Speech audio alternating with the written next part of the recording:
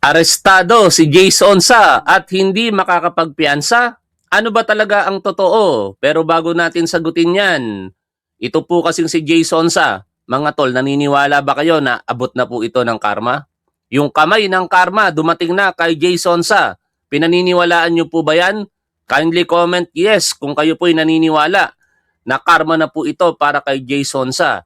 Napakaraming taon ng pagpapakalat ng kasinungalingan at fake news. Finally, ang korte nilabasan po siya ng warrant of arrest para po sa paglabag sa Article 154 ng Revised Penal Code o yung tinatawag na unlawful use of means of publications or unlawful utterances. Dahil po dito, maaaring makulong si Jason Sa. Pero ito pong pagkakaaresto kay Jason Sa at ang warrant of arrest na ginamit po laban sa kanya ay binabalot po ng mga kontrobersiya sa kasalukuyan sapagkat alam naman po nating lahat na lahat ng mga krimen o paglabag sa batas ay pwede pong piyansahan. Wala pong krimen na hindi po pwedeng piyansahan. That is the general rule. Ang exceptions, dapat ang kaparusahan ay life imprisonment or reclusion perpetua at kailangan may kaakibat po na isa pang elemento. Dapat malakas ang ebidensya. Hindi sapat na life imprisonment lamang or reclusion perpetua. Kinakailangan na malakas talaga ang ebidensya para po hindi payagang makapagpiyansa ang isang lumabag sa batas na merong kaparusahan na life imprisonment at reclusion perpetua o reclusion perpetua. Pero malinaw naman po sa batas na ito pong paglabag sa Article 154 ng Revised Penal Code ay hindi po life imprisonment nor reclusion perpetua. Kaya bakit ganon ang nakalagay sa warrant of arrest nitong si Jason Sa? Hindi natin kinakampihan si Jason Sa. Tandaan po natin ito mga tol, doon lamang tayo sa tama at dapat. Pero may mga paliwanag po dyan. Una, ang NBI, si Fiscal EJ, ang isang abogado na hindi ko natandaan ng pangalan, babasahin ko po sa inyo lahat mamaya. Balikan muna natin ngayon, ito pong pangyayari sa pag-aresto kay Jason Sa. Again, tatanungin ko kayo mga tol, sumasang-ayon ba kayo na dapat arestuhin itong si Jason Sa? Kung kayo po'y sumasang-ayon, paki-like po ninyo ito pong video. O kaya naman mag-comment po kayo ng yes diyan po sa chat area. Ito po ang mga naging kaganapan kahapon. Dito, binasahan po ng Miranda rights ito pong si Jason Sa.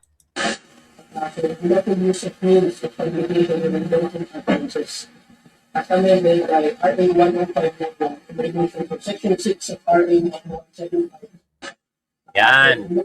Ano po ba yung Miranda rights? Ito po yung karapatan ng isang inaaresto na ipaalam po sa kanya kung bakit po siya inaaresto. Sasabihin, ikaw ay lumabag sa batas, kung ano man yon, babanggitin, at ipapaalam sa kanya ang kanyang karapatang manatiling tahimik at kung ano man ang kanyang mga sasabihin ay maaaring gamitin pabor o laban sa kanya sa hukuman. Ipinapaalam din sa kanya na pwede po siyang magkaroon ng kanyang sariling piling abogado at kung wala po siyang kakayahang kumuha ng sariling abogado, ipagkakaloob po ito sa kanya ng gobyerno ng libre. At again, mga video related sa pagkakaaresto kagabi kay Jason Sa.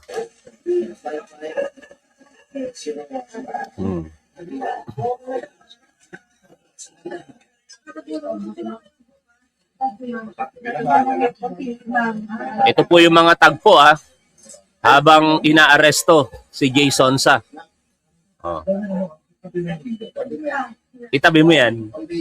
Pambilya na, pa talagang yayamanin. Automatic, yung pera nandun na kagad sa bag, pangbilya. Mukhang pinagandaan naman ni Jason Sa. Kaso lang hindi nila na-anticipate na lalabas ang warrant of arrest ng gabi. Kasi parang yun ang pinupunto ni Jason sa mga naging ambush interview sa kanya, katulad po dito sa pinapanood po natin eh.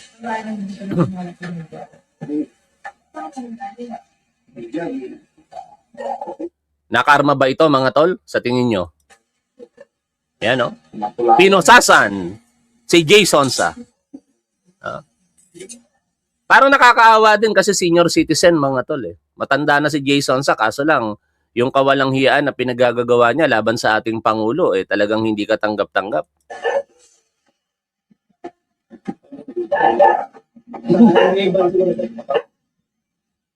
Did you expect this to happen? No, I was ready to post my bail kanina. Opo. Kaya wala pang warrant kanina eh. Okay. I'm surprised they have a warrant tonight. The judge was not supposed to be in the office kanina. Okay po. And it was supposed to be a bailable, no, hindi siya nakalagay dito, non-bailable.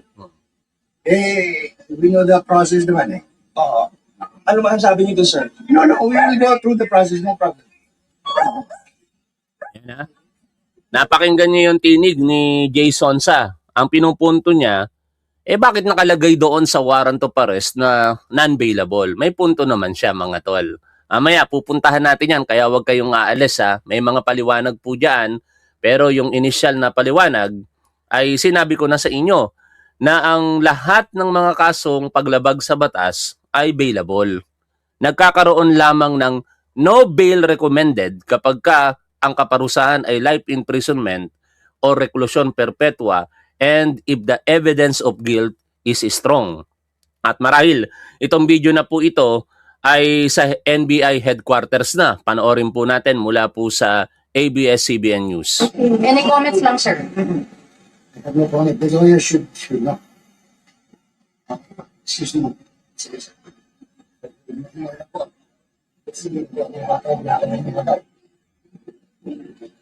Mukhang nakakaramdam ng hindi maganda sa kanyang kalusugan si Jason sa, no?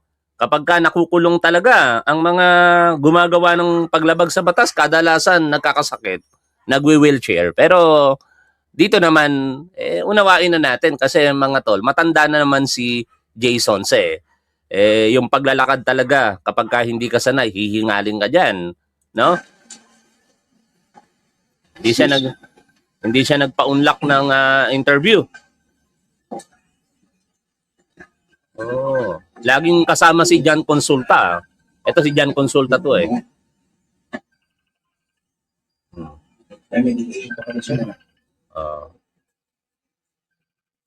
Naaawa ba kayo kay Jason sa mga tol sa nakikita nyo sa kanya ngayon? Paki-comment nyo nga ang inyong saloobin tungkol dito sa napapanood po natin. Hindi siya makahinga, nahihirapan huminga dahil malayo siguro yung nilakad. Tapos, stress pa. Gumamit ng inhaler. No? Yan.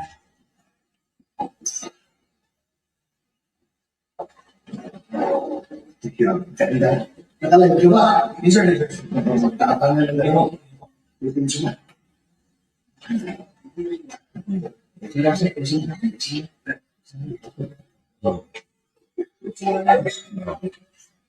Hindi nyo ikinakawaan, ha? Oh. Ganyan, galit ang tao kay Jason sa. Hindi kinakaawaan sa kabila ng edad niya, sa kabila ng nakikita natin sa kanya dito. Nahihirapan humingi, nahihirapan huminga at humingi na ng wheelchair. Pero tama lang yan, dapat maging cautious ang mga NBI dito, no? Kasi hindi naman natin alam kung nagdadahilan lang yan o talagang nararamdaman niya yan. At tingin ko nararamdaman niya talagang hirap huminga. Kasi ako nga sa age kong 46, dahil wala akong exercise na masyado ngayon, kapag ka mahabang lakarin, mahabang takbuhin, agad ako'y na papagod, hinihingal, parang kinakapos ng hininga. How much more ang edad ni Jason sa? O baka maipagkamali nyo naman ako hindi ko kinakampihan dito si Jason sa. Ang sinasabi ko lamang mga tol, maging makatao tayo. No? Walang masama sa pagiging makatao. Kahit tayo'y galit o hindi gusto ang ginagawa ni Jason sa, dapat hindi po natin kakalimutan ang pagiging makatao. Siguro agree din naman kayo sa sinasabi ko. Ano? Kayo po ba bilang mabuting supporter ng ating gobyerno at ng ating Pangulong Bongbong Marcos? 'Di ba? dapat alam din natin sa ating sarili na tayo dapat maging makatao, no? Pero dito sa nakikita po natin, nahihirapan talaga si Jason Sa. At yan na nga, gumamit na ng wheelchair. Sana lamang hindi ito katulad kay Gloria Macapagal Arroyo, no? Na nung makulong, nagkaroon ng karamdaman bigla at naka-wheelchair na. Pero tingin ko naman, available naman ito mga tol no? Kaya baka talagang totoo naman na nahihirapan siyang huminga at hindi talaga sanay maglakad kasi ang inaasikaso lagi ay ang paninira sa gobyerno at magpapakalat ng fake news, no? Ayan, nakita po natin. And same video lang naman ito, no? Ayan. Yung kanina version ng ABS-CBN. Ito naman version ni Jan Consulta ng GMA News. Ang galing ng camera ni Jan Consulta, no? Pang-vlogger ba talaga? Ha? May medication pa kayo siya. O yan o. Mas maliwanag. O nakikita ninyo ha. Pero Jason Sa, pasensya ka na, hindi ka kinakaawaan ng mga manonood ni Top 1. Kasi mukhang galit talaga sila sa'yo. No? Ang ginawa mo kasi sa Pangulong Bongbong Marcos ay talagang kawalang hiyaan. Pinapatay ninyo si Pangulong Bongbong Marcos sa post ninyo. Pinalalabas ninyong adik si Pangulong Bongbong Marcos. Mga walang hiya talaga kayo. Kaya yan tuloy. Itong mga manonood natin dito, maraming dito, mga senior citizen, mga kaidaran ni Jason Sa. Pero sa kabila noon, Jason Sa, kaidaran mo sila, hindi sila naaawa sa'yo. Kasi yung pinaggagawa mo, uulitin ko lamang, ay pangwawalang hiya sa Pangulo po ng Pilipinas. Ang ating minamahal na si Pangulong Bongbong Marcos. Ang pogi-pogi, nasa likuran. Salamat kay Mami Best Friend sa regalo niya. Ang tagal kong pinangarap nito, no? Lagi ko tong nakikita sa, nagalaw ko yung camera. Lagi ko tong nakikita sa Santa Lucia Doon sa mall na madalas namin pinupuntahan ng pamilya ko. Na naka-display doon sa gumagawa yung pintor doon. Tapos sabi ko, kailan ko kaya ito mabibili? May kamahalan Salamat at binili ni Mami Best Friend, niregalo niya sa akin. Kaya yan, nakikita na ninyo rito sa likuran. O ngayon, ito ngayon ang official statement nitong abogado ni Jason Sa, si Attorney Mark Tolentino. Ayon po sa kanya kagabi, inaresto ngayon si Jason Sonsa. Ang ginamit niya pang salita, inaaresto. Ibig sabihin, nung pinost niya ito, kasalukuyang nangyayari yung napanood nating pag-aresto. Pero gamitin na lang natin inaresto. Ngayon, si Jason Sa ng National Bureau of Investigation batay sa isang warrant of arrest. Papunta na kami sa NBI Pasay upang tiyakin na ganap na iginagalang ang kanyang mga karapatan, lalo na bilang isang senior citizen. Hindi namin palalagpasin ang anumang paglabag. Babantayan namin ang bawat hakbang. Aaksyon kami kung kinakailangan. Magbibigay kami ng update sa lalong madaling panahon. At syempre, ang update na yan ay kanyang sinabi sa paunlak na ambush interview sa kanya kagabi diyan po sa National Bureau of Investigation. Pakinggan po natin ang pahayag ng abogado ni Jason Sa na si Attorney Mark Tolentino. Actually, yung kaso expected nito, but hindi namin expected na may arrest warrant siya today. Kasi nag-usap kami kaning umaga, yung kaso kasi na na-file sa court, dalawa yan, yung tinatawag na cyber libel and yung unlawful publication. But yung na-issue ng warrant, yung unlawful publication, very minimal na kaso lang yan. I think nasa mga 6 months imprisonment lang yan. So, mali yung nakalagay, ang problema, mali ang nakalagay sa warrant of arrest. Nakalagay doon, non-bailable. Kasi non-bailable only if the offense is punishable by reclusion perpetua or life imprisonment. Ang kaso nito is 6 months lang yata ang kaso na penalty. Very minimal offense. Na-RT silang jurisdiction kasi in relation to cybercrime. So that's why umakyat siya dapat ang kaso nito is MTC lang. But because of the internet aspect, umakyat siya sa RTC. But this is a Okay? Tama yung sinasabi ni Attorney Mark Tolentino. Alam naman magkamali siya, abogado siya, no? Pero ipaliwanag lamang natin para mas maunawaan ng ating mga manunood, no? Lahat kasi ng paglabag, partikular sa revised penal code, ito po ay merong mahigit sa 360 articles. At kung bibilangin pa yung mga amendments, abot yan ng almost 400 provisions sa batas. Ano? At lahat ng mga binabanggit diyan sa revised penal code na napakatagal ng batas, yan po ay naipasa noong December 8, 1931, no? And took effect on January 1, 1932. Sana tama yung pagkakaalala ko sa mga petsa. For information lamang naman, kung mali, i-correct nyo na lamang ako. Lahat ng mga binabanggit dyan na tinatawag na felony, an act or omission punishable by revised penal code, kapag ka ginamitan mo ng information and communication technology like Facebook, YouTube, or internet, cyberspace kung tawagin, magpopol ngayon yan doon po sa Cybercrime Prevention Act of 2012 para po sa pagpaparusa.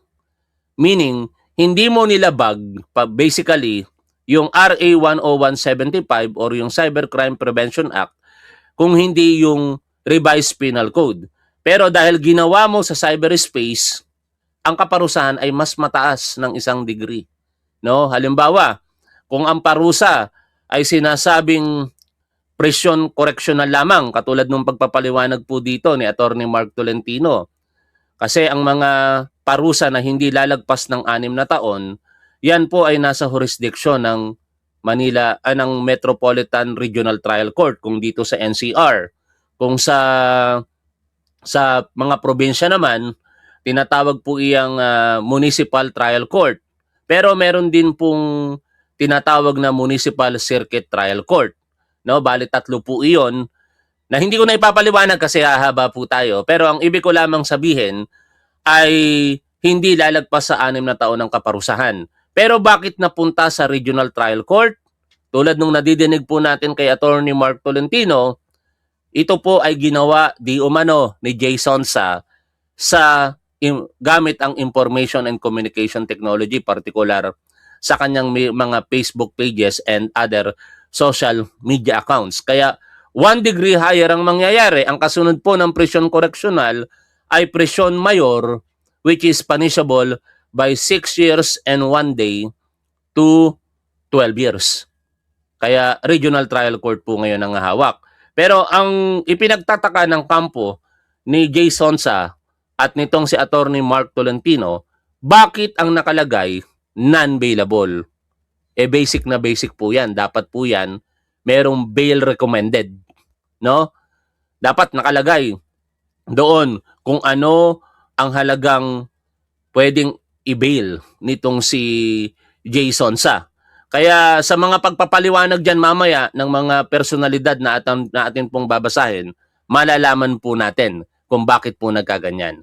Pero bago po natin ipagpatuloy yan, I hope nagugustuhan nyo ngayon yung balitang ating pinag-uusapan. Kaya kung nagugustuhan ninyo na naaresto na itong si Jason Sa, mag-comment po kayo diyan po sa ating chat area ng Yes mga tol. Gusto ko lamang makita kung kayo po ba'y sumasang-ayon sa pag-aresto dito kay Jason Sa. Kindly comment yes. Kung ayaw nyo naman, di mag-comment po kayo ng no. If this is a bailable offense or bail not required. Bail not required. So, ibig sabihin, walang authority ang NBI na mag-aresto. Ang problema, I don't know, but maybe nagkamali ang court ng issue ng warrant.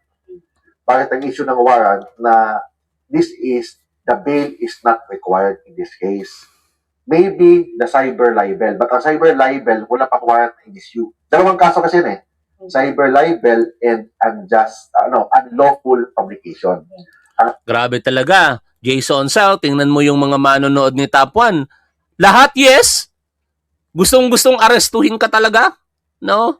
Yan ang epekto ng pinagagagawa mo Jason sa. Unlawful publication, we believe, our team believe na may pagkakamali sa court. Bakit nag-issue sila ng warrant of arrest na itong kaso na ito, bail is not required. Bail is not required is different from a non-bailable offense.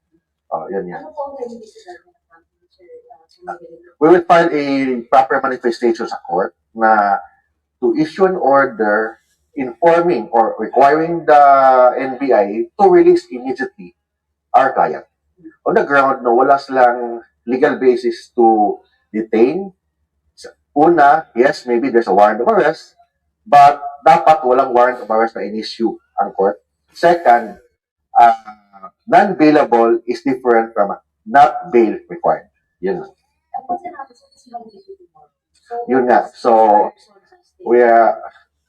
sila dapat makasagot ang NBI kasi they were only ordered by the court to arrest. Na maybe mali yung order ng court, but wala namang, I understand ng NBI, trabaho nila yan eh, na kung ano nakalagay sa court, anong nakalagay na order, mali man o hindi mali, trabaho nila kung ano nakalagay doon. Trabaho ko naman is to question the legality and the constitutionality ng order ng court. We will try tomorrow kung may court. Kung wala, we have no choice, but Nako, hindi magandang balita itong nadidinig natin para kay Jason sa. Kasi kung hindi magagawa ng kaparaanan sa araw po na ito, alam naman natin holiday, hindi po bukas ang korte. No? May 1 ngayon. Happy Labor Day. Malamang sa malamang matutulog sa kulungan itong si Jason sa ngayong gabi, kagabi nangyari na, ngayong gabi, bukas, Sunday ng gabi, at posibleng makalaya po ito, baka Monday na. No? At least maranasan niya. Sa bagay, di naman bago na ito kay Jason sa mga tol. Nakasuhan na rin po ito at nakulong ng ilang araw o buwan dahil nga po sa paglabag din po sa batas sa ibang pagkakataon. Monday.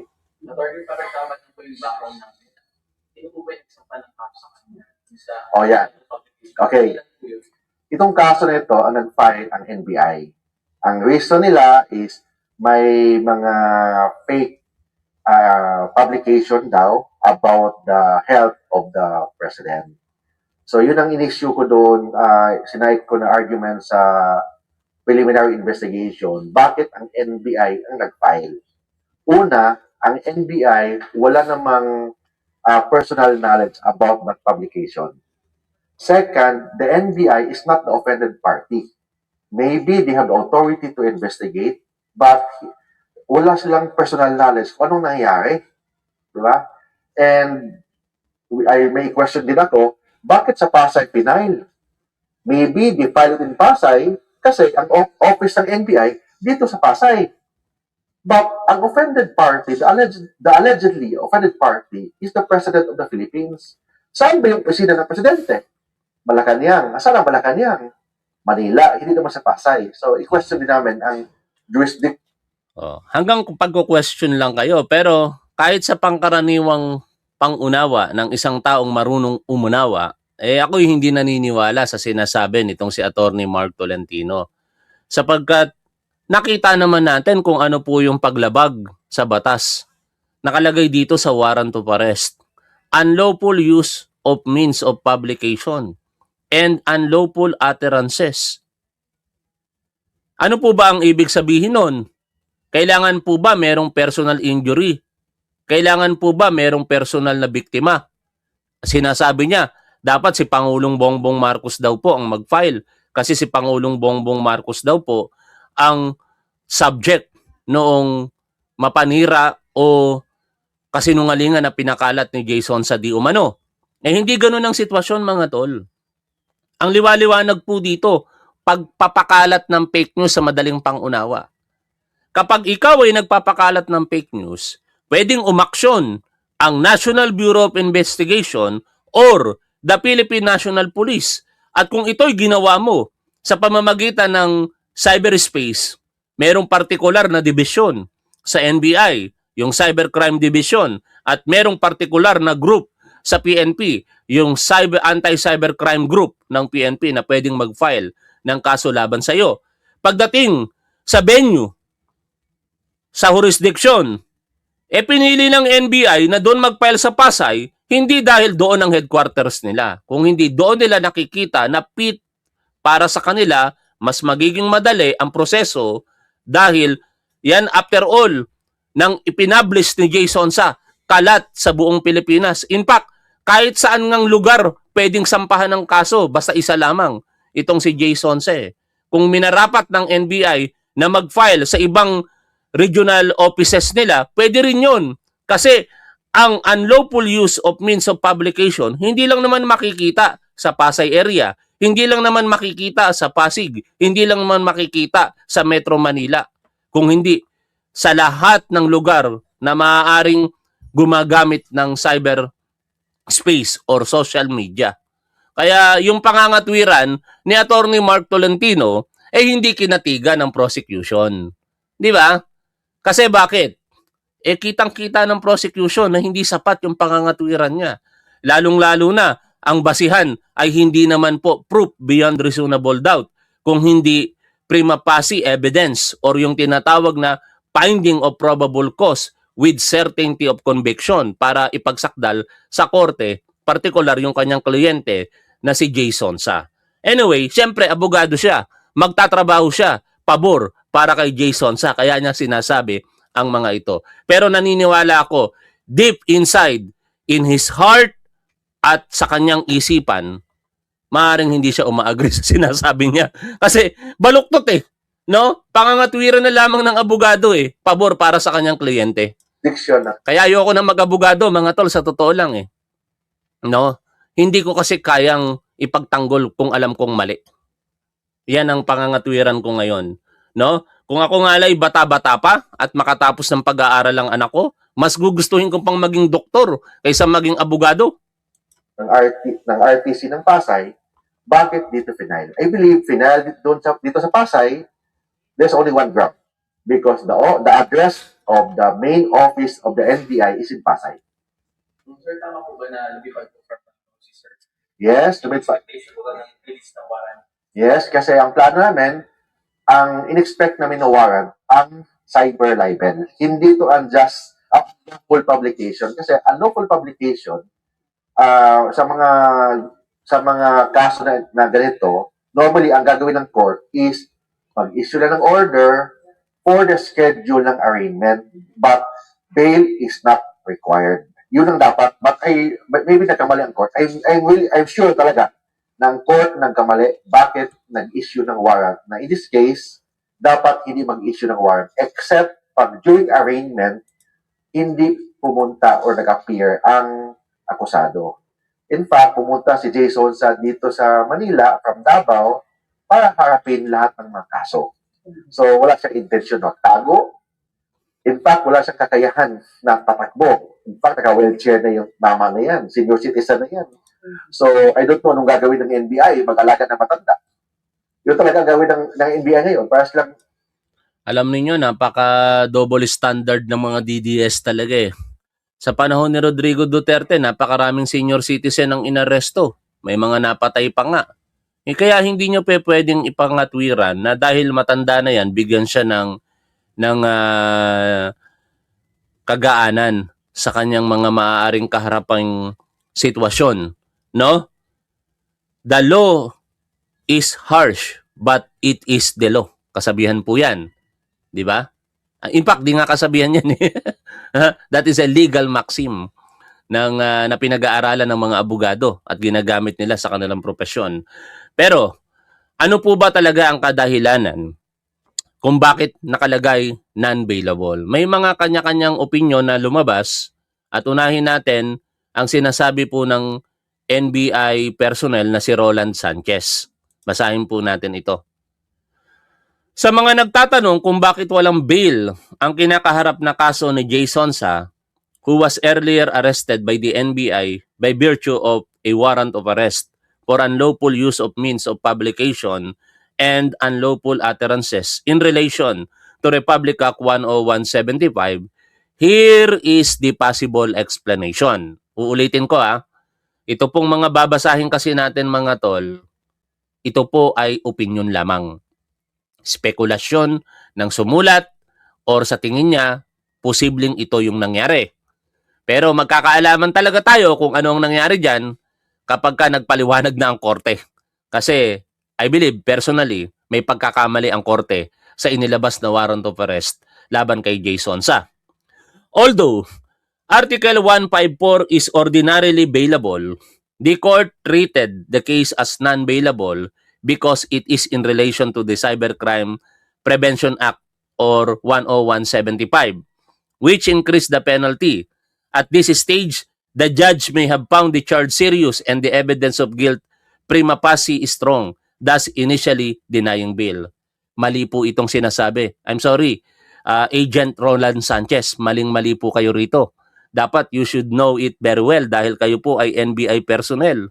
Alam po natin na lahat ng mga kaparusahan sa ilalim ng paglabag sa batas na hindi po life imprisonment o reclusion perpetua is always bailable.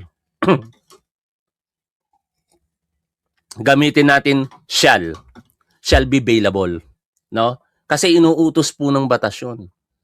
Dito, Mr. Roland Sanchez, kahit ang gawin pang penalty dito ay naaayon sa Republic Act 10175, bailable pa rin po dapat. Kaya basically, yung binasa ko po, I'm sorry to say, mali po si Mr. Roland Sanchez sa kanyang sinabi po dito. However, Jay Sonsa may still file a petition for bail where the prosecution must prove that the evidence of guilt is strong. If it fails, bail will be granted. Bakit kaya ganito? Yung naging magaling to si Mr. Roland Sanchez eh. Sa totoo lang, I admire yung kanyang mga sinusulat dito sa kanyang Facebook page. Lalong-lalo na agent po siya sa NBI. Pero nagtataka ako bakit ganito yung naging arguments niya sa kanyang mga sinasabi po dito. Mali po ito mga tol yung binabasa ko lamang pero mali po yan. Nag-ugat ang kaso, ito tama na ito, sa pagpapakalat ni Manong J and Ka Eric Celis ng peking medical records of PBBM. Payong kapatid lang, sabi niya, if you have grievances against the President, express them responsibly. Yun ang pinakatama. No?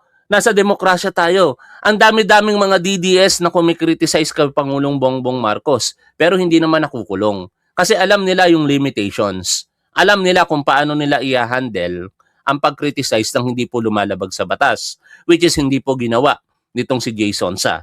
Don't fabricate stories or spread unverified claims on social media.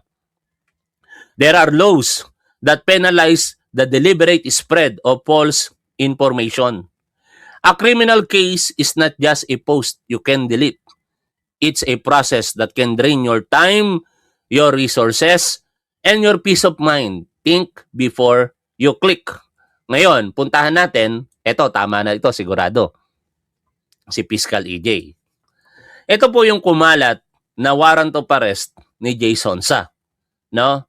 Actually, may mga concern pa nga po sa pagpo-post ng warrant of arrest. Kasi parang nilalabag po nito yung presumptions of innocence ng isang tao. No? Kaya ang sabi ng ilang mga kaibigan kong abogado dito, no, mag-iingat ka, Randy, sa pagpo-post ng mga warrant of arrest. But considering na ito naman ay nakapost publicly, wala tayong po problemahin dito. Pero kung ikaw yung origin ng posting ng isang warrant of arrest para sa isang individual, baka pwede kang mademanda ng cyber libel. Yun ang pag-iingatan natin mga tol. Kasi pwede talaga tayo masampahan ng kaso. Dahil tandaan natin, ginagarantiya ng ating saligang batas ang isa sa pinakamataas na karapatan ng isang akusado. Ito yung presumptions of innocence. At tandaan natin, ang warrant of arrest ay hindi po pronouncement ng guilty ng isang tao. O baka ma-misunderstood nyo ako. No? Hindi ko pinagtatanggol si Jay Sonsa, inuulit ko.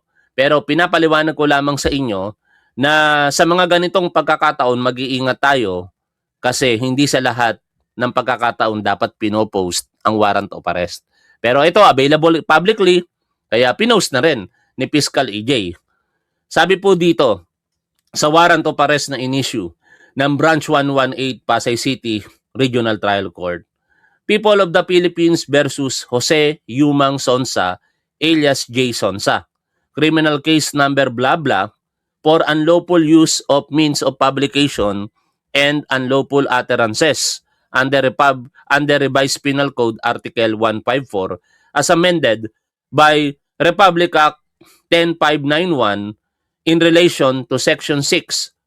Yung Republic Act 10591 mga tol, ito yung nag-amend ng penalty ng Revised Penal Code at in-increase po nito particular ang fine. Fine lang po, ano? Hindi po yung years of imprisonment.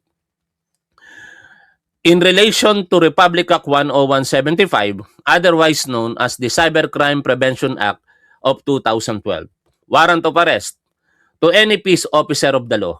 You are hereby commanded to arrest Jose Yumang Sonsa, alias J. Sonsa, who are said to be found in at Mabuhay, Bansalan, Davao del Sur, Davao Region, or elsewhere, and who have been charged before me with the offense of unlawful use of means of publication and unlawful utterances. Nabasa na natin kanina, and bring him them forthwith before this court according to the law. The bail for the release of the accused in this case is fixed at dito na nagkaroon ng pagkakamali. Not bailable. Mali po yun. Ngayon, may paliwanag dito si Fiscal EJ. Basahin po natin.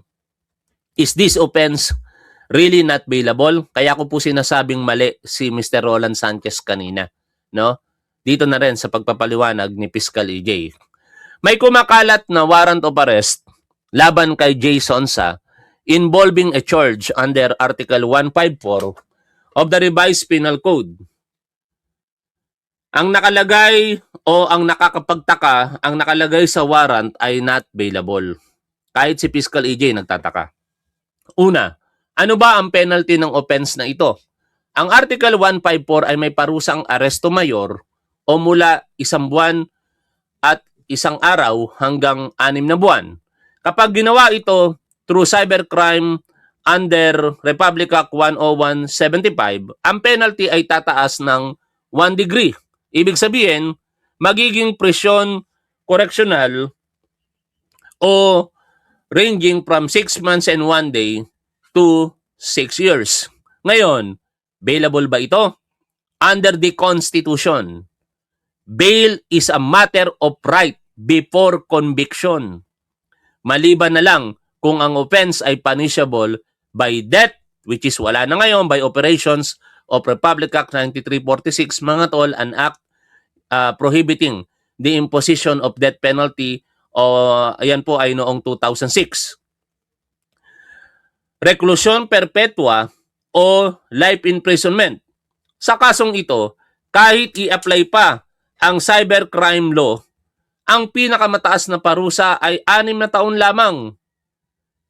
Kaya nagtataka ako kay Mr. Roland Sanchez kanina doon sa kanyang panulat, bakit niya po sinabi na ganun no? Anyway, mag-move on ako doon. Ituloy ko na lang itong binabasa natin. Malinaw na hindi ito kabilang sa mga non-bailable offenses. So legally speaking, dapat ito ay bailable. Paano naman ang amount ng bail? Based on the 2018 bail guidelines, kinukuha ang maximum penalty at minumultiply sa 6,000 pesos. Dahil ang maximum penalty dito ay 6 years, ang computation ay 6 times 6,000 pesos na magre-resulta sa halagang 36,000 pesos. Ito ang reasonable na basihan para sa bail. So bakit may nakalagay na not bailable? Baka ito ay posibleng template mistake o oversight. Hindi ito tugma sa penalty na itinakda ng batas at sa constitutional right to bail. No? Kaya technically speaking, mali ang nakalagay sa warrant of arrest when it comes to dapat yung bail recommendation na ang halaga, sabi ni Fiscal EJ, ay 36,000 pesos lamang. Not nakalagay, not bailable. Okay? Sa isang pagpapaliwanag pa ng isang abogado, Ito naman yung kanyang sinasabi. Siya po ay si Attorney Anthony R. Escasinas. Warrant of arrest inihain kay Jason Sa. Not bailable for academic discussions and public information. Umusbong online matapos ang pagkakaaresto kay Jason Sa o Ginoong Sonsa ang kumalat na kopya ng warrant of arrest para sa kasong unlawful utterances in relation to cybercrime law laban sa kanya. Kung susuriin ang dokumento, nakasaad dito na ang kaso ay not bailable. Ito ay nagbubukas ng isang mahalagang katanungan sa ating judicial process. Sa ilalim ba ng ating kasalukuyang mga batas, dapat nga bang ituring na non-bailable ang particular na kasong ito? Kung ating hihimayin ang mga umiiral na probisyon, ang parusa, ang orihinal na parusa sa unlawful utterances ay aresto mayor. Bagamat papasok ang cybercrime law na nagtataas ng parusa ng isang antas or 1 degree higher, ang magiging katumbas na maximum penalty nito ay presyon koreksyonal o pagkakakulong ng 6 na buwan at 1 araw hanggang 6 na taon. Ang batas ng piyansa ay batay sa Section 4, Rule 114 ng ating Rules of Court. Ang pagpiyansa ay isang karapatan or matter of right para sa mga kasong ang parusa ay hindi aabot sa reklusyon perpetua o life imprisonment. Bilang paglilinaw sa ating posisyon ukol sa legal na isyong ito, dahil ang maximum sa parusa sa kasong kinakaharap ay malayo sa reklusyon perpetua, ang krimen na nakasaad sa warrant ay malinaw na pasok sa mga instansya kung saan ang pagpiyansa ay nananatiling isang matter of right para sa akusado. Ano sa tingin nyo? Dapat ba talagang not bailable ang nailagay sa warrant na ipinatupad sa katauhan ng Mr. Sonsa? Importante ito para alam natin pag sa atin o sa kaanak natin nangyari. Wala siyang paliwanag wala siyang espekulasyon kung hindi discussion lamang sa kung ano ang dapat mapiyansahan at kung ano ang hindi dapat mapiyansahan. Pero kayo mga tol, tanungin ko kayo, dapat bang makapagpiyansa itong si Jason Sa? Siyempre, ang dapat sagot nyo dyan, oo. Kaya dapat walang sasagot ng no. Kung batas ang pinag-uusapan po natin. Pero ito ang tatanong ko sa inyo ngayon. Kung konsensya po natin ang gagana, ito umaapila ako sa inyong mga emosyon at simpatiya or even empatiya para kay Jason Sa. Not para kampihan siya kung hindi dahil siya po ay isang senior citizen. Kaya tatanungin ko kayo, hindi naman sinasabi kong kampihan nyo siya. Pero sa katanungan na ito, sa ating mga konsensya, kung titingnan natin o kung hindi natin titingnan ng batas at gagamitin na natin ang ating konsensya, kayo po ba ay sumasang-ayon na dapat wag piyansahan itong si Jason Sa? Paki-comment nyo naman dyan sa chat area natin mga tol. Kayo po ay mag-comment sana ng yes kung kayo'y sumasang-ayon na hindi dapat makapagpiyansa itong si Jason Sa base sa ating mga konsensya. Pero pag kayo po ay nag-comment ng no, ang ibig sabihin nun, maawain tao kayo.